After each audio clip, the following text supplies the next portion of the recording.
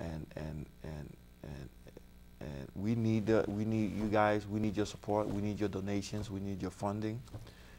We need your grants.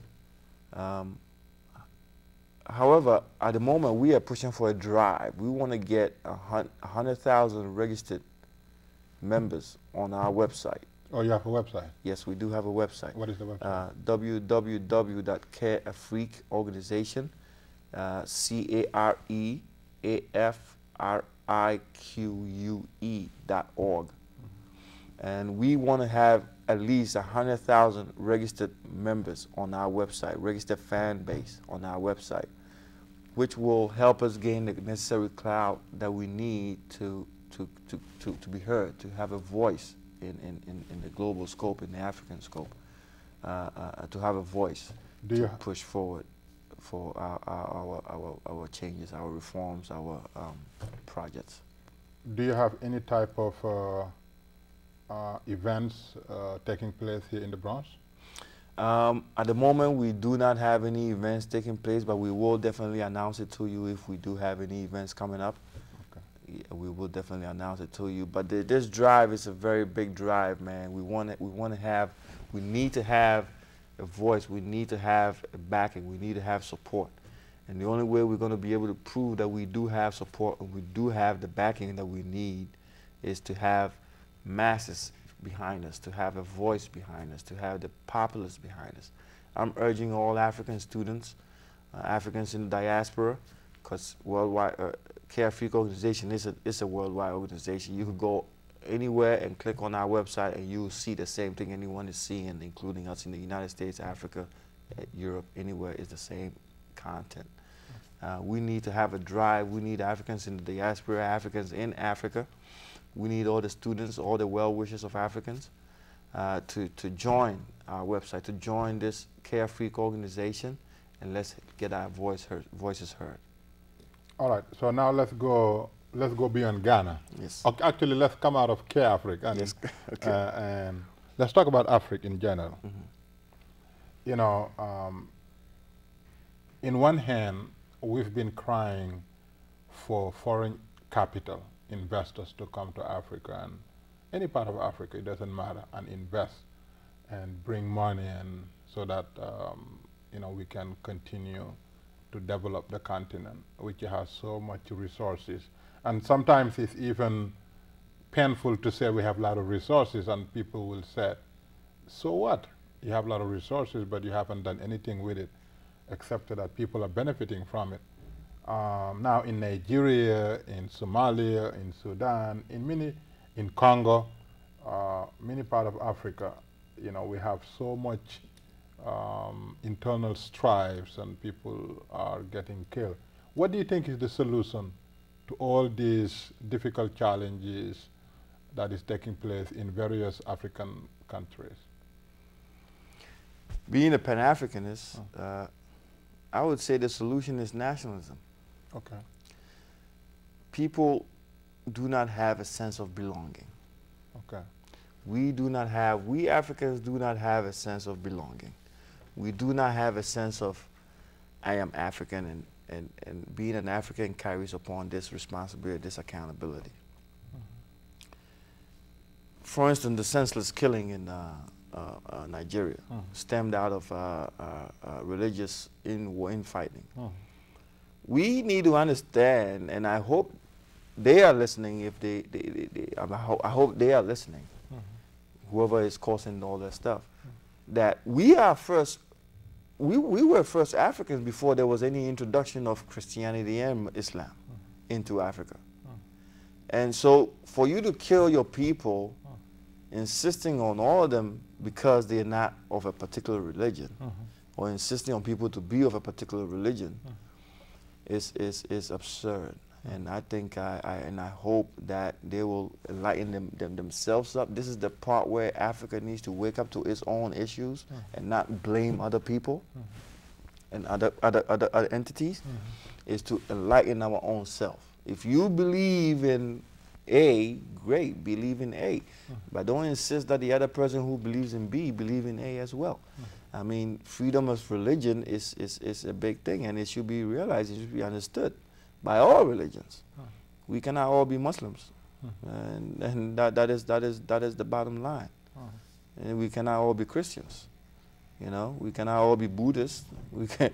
I mean, I don't know what your religious affiliation is, but I wish we could all be one.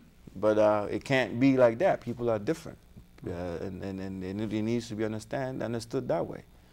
Yeah. And so killing people just because they are not Muslim, to me, is absurd, and quite frankly, doesn't speak well of any African country at all. Since you and I live here in the diaspora, in the Bronx, we pretty much understand, you know, the strength with the, you know, the African Americans, you know, the buying power and the economic, you know, strength that it has now, and also the fact that it is one community that is dying to reconnect with, you know, with its roots, and the roots is the continent.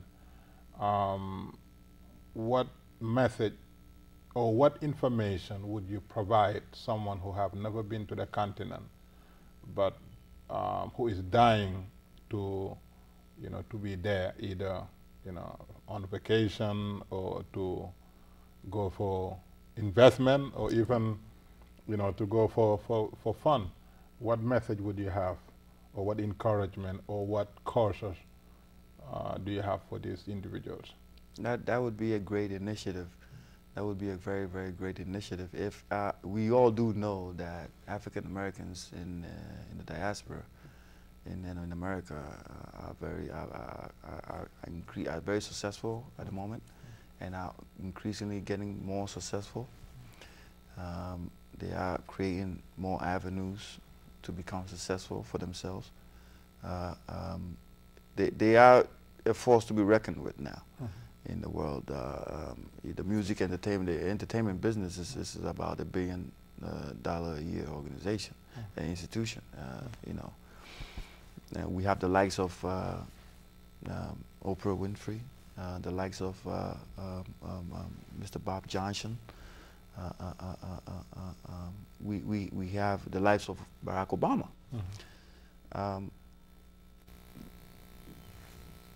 The shift from where they want to relocate with the mother continent and the home continent, I don't see it, but I'm sure you've done your research. But it will be a great initiative. We should all understand, and one guy clearly said it clearly. I don't know if you heard about Bob Marley and those people. Our brothers and sisters in Jamaica. Peter Tosh said it. He said, no matter where you come from, if you are a black man, you are an African. And so if by this premise they do realize that they have a missing link, and they want to retrace back to their missing link, not only does Africa need them, but we also want them. And we would applaud that idea of reconnecting with the family, with the homeland, and hoping that they bring their knowledge, skills to help the continent, the motherland, get to where it's supposed to be, which is the top. We should not forget, Africa produces Africa feeds the world with resources. Well over 90% of all resources the world currently uses today for all secondary goods, all secondary products, are mined in Africa.